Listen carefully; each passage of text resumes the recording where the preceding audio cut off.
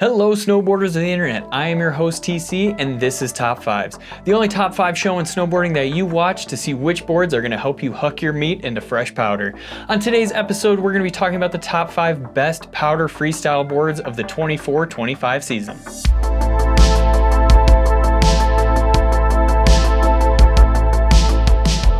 Number 5 is the Nitro Basher. This is kind of a weird brainchild of Brian Fox where it is actually a flat board with rocker on the tips and tails and an asymmetrical side cut. It is going to be on that softer end, so if you're a bigger guy, it might not be the board for you. Number 4 is the Salomon Taka EP. Now at first glance this board doesn't look like it would be a freestyle power board, but in actuality it really is. So it is super soft from nose to tail and pretty much torsionally in every single way. So when you do go to load this thing up and pop and spin it, it does feel a little weird spinning, I'm not gonna lie, because you do have a short tail and a super long nose on it. But when you do go to land, this thing folds in half like a banana and it just creates great landing gear for you. So even if you do land bolts on it, you have no problems there. It is a nice lightweight construction, so getting in the air isn't a problem whatsoever. And that tail still does have a nice little snap to it. Don't expect to go to the moon just because this board is softer, but it does have a nice little takeoff there. Number 3 is the Ravine. Now this board isn't gonna be the stiffest on the list or the softest, but it's in that nice sweet spot where you have enough of that tail to really pop this thing and snap above the rest, where on the landing, because you have that giant nose on it, it lands really nicely. So even if you do land a little bit more front foot heavy, it still wants to hold you up. And when you're carving on this thing to approach into that backcountry booter or side country booter that you and your friends have made, it holds an edge extremely well. This thing has a nice low swing weight to it, so getting it around, spinning off of jumps is no problem whatsoever. I really enjoyed this board just because it's not super aggressive. You can take a few runs off and just have fun, especially if you've just been getting worked in the backcountry or the side country all day and you're like, I just want to make some nice pow turns. Great board for it. This thing will do everything you ask of it, especially off of those booters.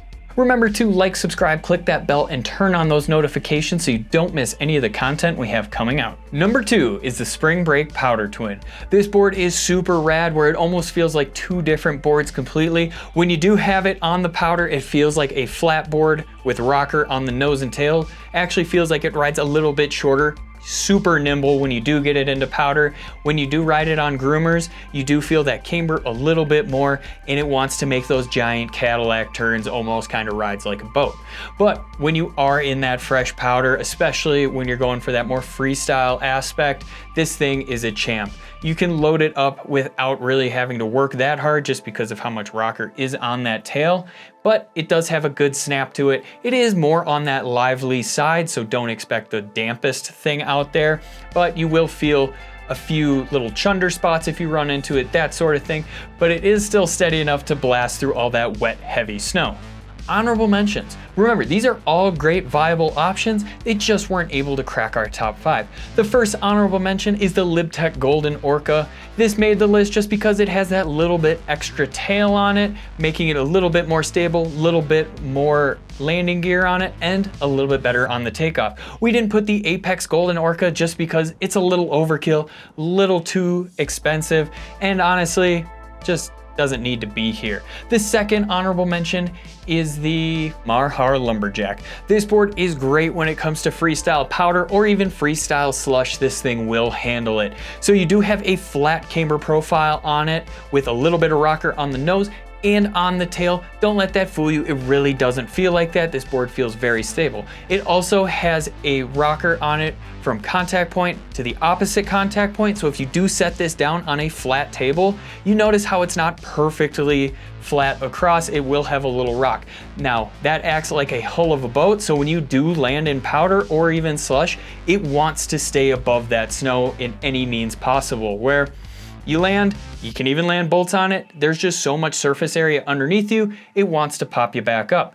Now when you do spin with this board, It is super stable on the takeoff and on the landing, so you really have no problems there. And especially because it is a twin board, you don't have to worry about it feeling wonky or having a weird swing weight to it. And the final honorable mention is the Jones Mind Expander Twin. Now this board does feel like it rides pretty short, but because it's a twin, you can still really whip this thing around. The swing weight on it is nice and minimal, and you can really butter on the nose and the tail because of how much rocker and 3D shaping is in it. This thing is super fun when it comes to butters and just kind of whipping it around. Remember, these are all great viable options, they just weren't able to crack our top 5. If you're looking for another way to get involved in the community, head on over to Angry Snowboarder VIP. Sure, I could explain it here, but we have a great video over there getting into it really in depth. And the #1 powder freestyle board of the 2025 season is the K2 Antidote. This shouldn't surprise you because this board was made for powder freestyle by Sage Kostenberg for the Natural Selection Tour. This thing is awesome. It's definitely going to be the most aggressive board on this list, but that definitely helps you out when it comes to pretty much taking off and landing in powder because of how stiff this board is with its camber dominant profile and little 3D shaping after the contact points. You get that full contact point experience. So you get all that pop, power, and drive you're looking for, especially when you're in the backcountry. This thing hauls speed into every feature, so speed is not going to be the issue for you here, and the landing gear is definitely there. Now I won't say to try to land bolts on this thing, but if you do, it's not going to hinder you too much. I would definitely recommend landing more on that tail because of how stiff it is. It just wants to bring you right back up. This board is super awesome. We both love this thing, and I mean, if you can get past the fact it's a little bit more aggressive, it'll handle most terrain out there. As always, guys, I've been your host, TC, and this has been Top 5 Best Powder Boards of the 2025 season. If these boards aren't really for you, you're looking for more of that traditional powder board, we have a Top 5 list for you, and I recommend you go check it out.